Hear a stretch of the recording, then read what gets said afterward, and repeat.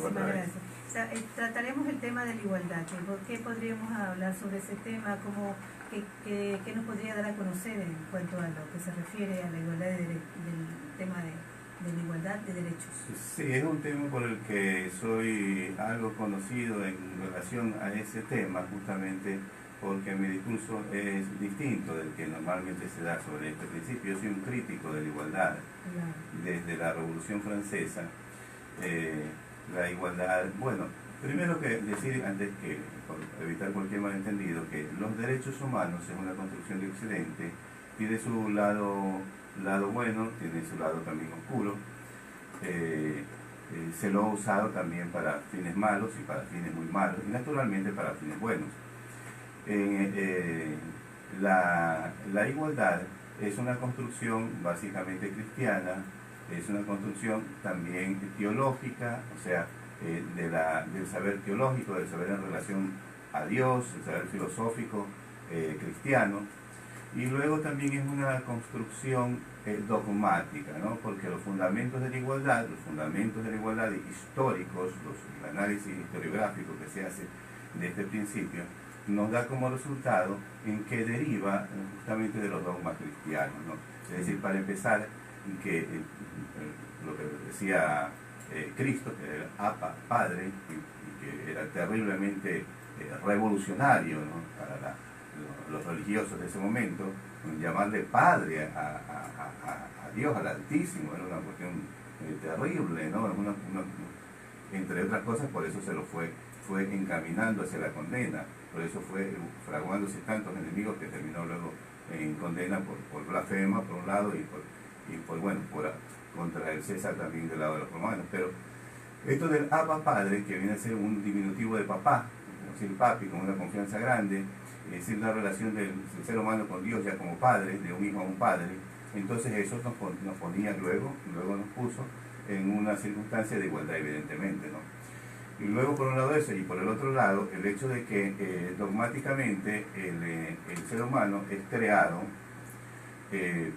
por Dios a su imagen y semejanza, le da una dignidad que va a servir luego para la construcción ya positiva de los derechos humanos, es decir, ya luego, incluso ya las declaraciones ya en el siglo XX, una construcción que se va dando en el que se va a fundamentar los derechos humanos, que es lo que se fundamenta en la dignidad humana. La dignidad humana viene dada por el dogma cristiano, de ahí deriva. Ciertamente es la declaración de los derechos del hombre y del ciudadano de la Revolución Francesa, es una construcción ilustrada, se va a decir, es decir, de aquellos que se oponían al dogma, ¿no? De aquellos que querían separar la razón del dogma. Más sin embargo, como la ilustración no tenía una construcción suficiente, no tenía de dónde sacar para hacer la construcción, pues saca igual de los dogmas cristianos, porque además cuando, por ilustrar de alguna manera, cuando las mujeres de los mercados salían para tomarse la Bastilla, para tomarse los palacios reales en Versalles y todo esto de aquí, para ir contra la reina, y gritaban, y el populacho siempre gritando también, que es el lema propiamente, ya luego que trasciende en la Revolución Francesa, liberté, égalité, fraternité, es decir, la libertad, la igualdad, la fraternidad, todo eso ahí es dentro de una cultura cristiana. No se podía dar estos términos, por ejemplo, en China o en el Oriente, donde la igualdad no tenía esa fuente cristiana, ¿no? Justamente estos lemas se hacen posibles es justamente dentro de una cultura cristiana. Y luego, lógicamente, ya la ilustración le va dando forma, lo va declarando, pero básicamente la igualdad es una construcción cristiana. Es una construcción cristiana. Y entonces yo vengo a ser un crítico de esto de aquí, porque si es una construcción cristiana no se puede imponer, por ejemplo, a China, no se puede imponer al Islam. De hecho, que China y el Islam firmaron la Declaración Universal de los Derechos Humanos. Luego todos los estados se han tenido que ir adhiriendo necesariamente, porque también se lo utiliza como un instrumento de dominación los derechos humanos, ¿no? Aquel estado donde no se respetan los derechos humanos, ¡ay, pobre de él!, ¿no? A ver qué va a pasar.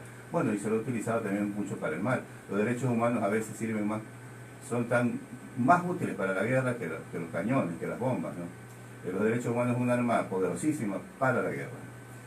Porque, para que lo entienda la gente, porque un estado que se quiere ser invadido, que quiere ser diezmado, si se quiere cometer un genocidio, no hay cosa más útil que la Declaración Universal de los Derechos Humanos, ¿no? En este estado, la entrada para Irak, ¿cuál era el lema, no? Primero ratas del desierto, pero luego se puso algo mejor, ¿no? Ratas del desierto, sí, algo estratégico, ratas del desierto, ¿no?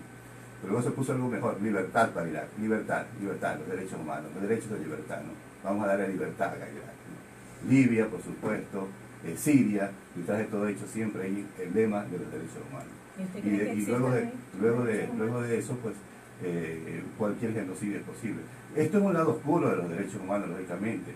No vamos a deshacer la construcción, no vamos a proponer eso porque, lógicamente, por otro lado, los derechos humanos, imagínense, ha servido en Occidente para abolir la esclavitud, los derechos de la mujer, o sea, no podemos imaginarnos la civilización sin esta construcción.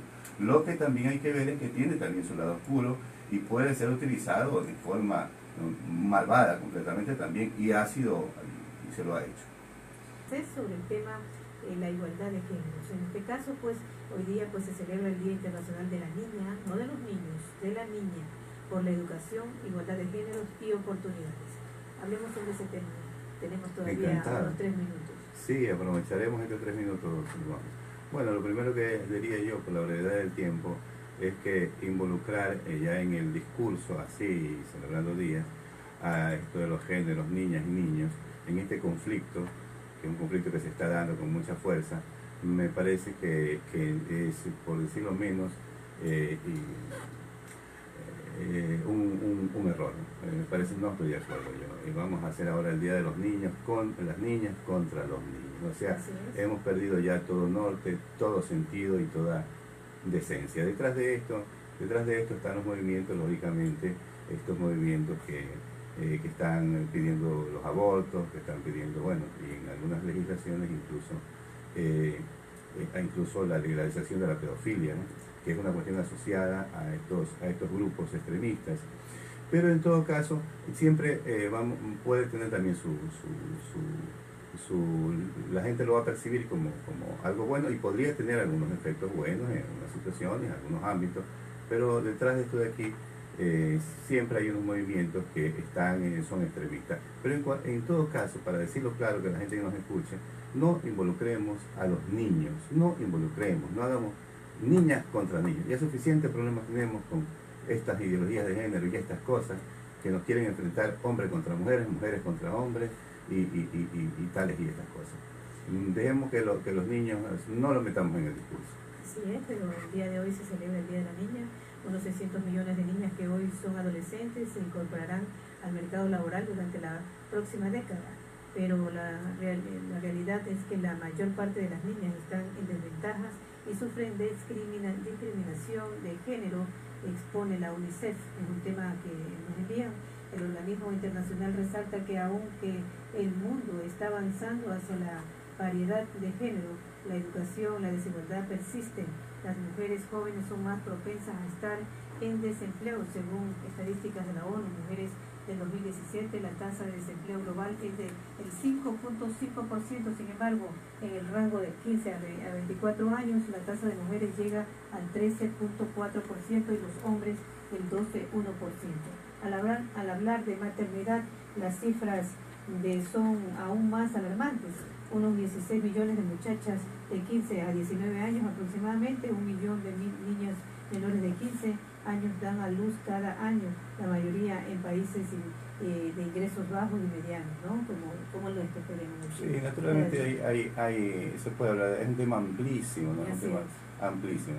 Yo creo que extenderlo hacia los niños me parece que es un despropósito. Dicho sin tener tiempo para desarrollarlo más lastimosamente.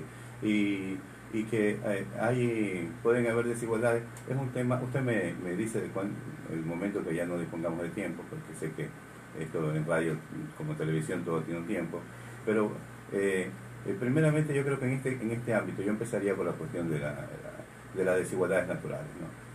No perdamos de vista que hay unas desigualdades naturales, que la mujer tiene una maternidad, por ejemplo. Hay unas desigualdades naturales, no podemos cerrar los ojos ante eso o dar la espalda o desconocer.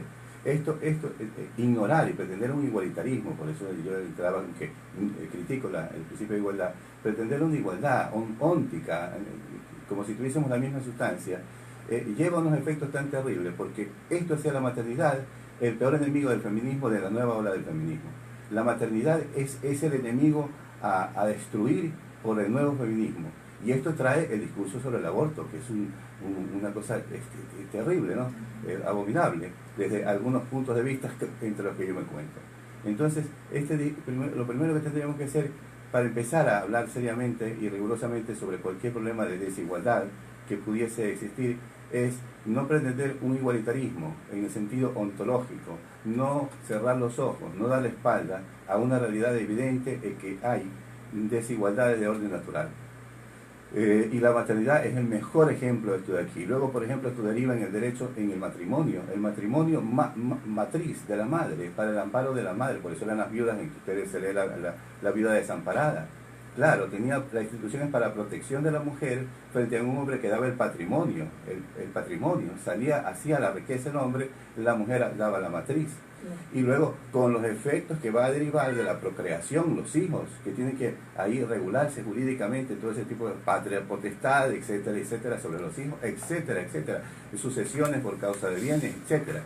Todos estos igualitarismos nos llevan a una perversión ya de la razón, a una desviación y una corrupción del pensamiento, que para mí es el peor desastre de todo esto de aquí.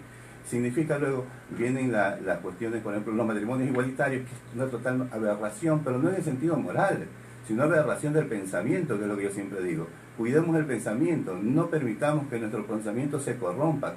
No me refiero a los contenidos, ya eso es secundario. Es a la misma forma del pensamiento. Es decir, estamos pretendiendo ya lesionar al ser humano como ser lógico. Es decir, estamos pensando o pretendemos pensar fuera de la lógica. Y entonces estamos, después de que destruyamos al ser lógico, después de que destruyamos las reglas de razonamiento y que ya nos pensemos según las reglas de razonamiento, no quedará humanidad ninguna. Bueno, entonces el tema es, en conclusión, toda persona sin distinción tiene derecho a disfrutar de todos los derechos humanos, incluidos el derecho de la igualdad, trato ante la ley y el derecho a ser protegido contra la discriminación por diversos motivos. Sin duda ninguna. Lógicamente que los derechos humanos es de tal importancia que no podemos concebir la civilización en Occidente sin la construcción de los derechos humanos. La crítica mía no es un anarquismo de los derechos humanos, es decir, no es la destrucción de los derechos humanos, sino es visibilizar un lado oscuro de los derechos humanos y cuidar y demostrar que no hay detrás de los derechos humanos un justnaturalismo, una sustancia ahí de la cual surgen los derechos humanos, que es una construcción positiva, un arreglo, una convención, un arreglo del derecho, de lo cual no significa que tenga una onticiidad igualitaria de todos los derechos humanos, como si todos los hombres fuéramos todos hechos de las mismas sustancias igualitos. No, porque lo único que sabemos es que no habemos dos iguales, y justamente el ser humano es posible y la humanidad es posible es porque no hay dos iguales.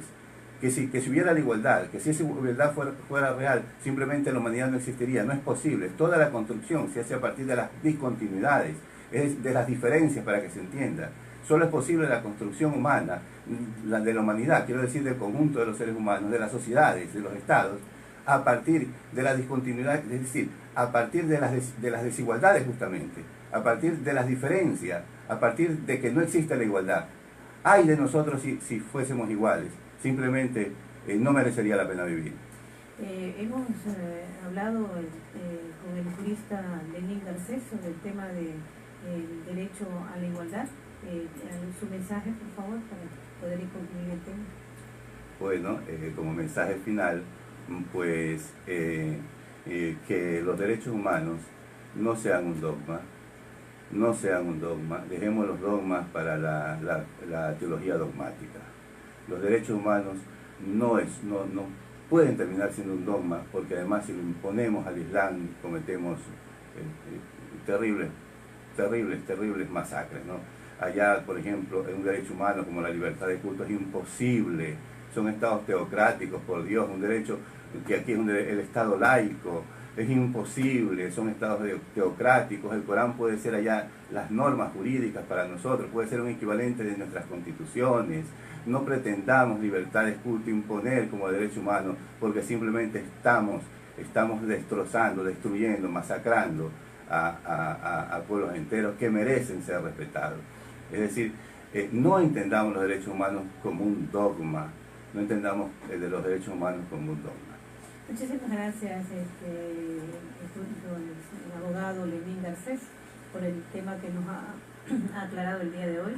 Pues bienvenido para que pueda usted también discutir otros temas importantes como estos y como otros que sea de interés al público, ¿no? Encantado, siempre, las órdenes, siempre muy feliz de estar aquí. Son las 16:33. Nos vamos a un corte para luego retornar con un invitado que tenemos ya en espera, pues el doctor David Iglesias, que nos hablará del tema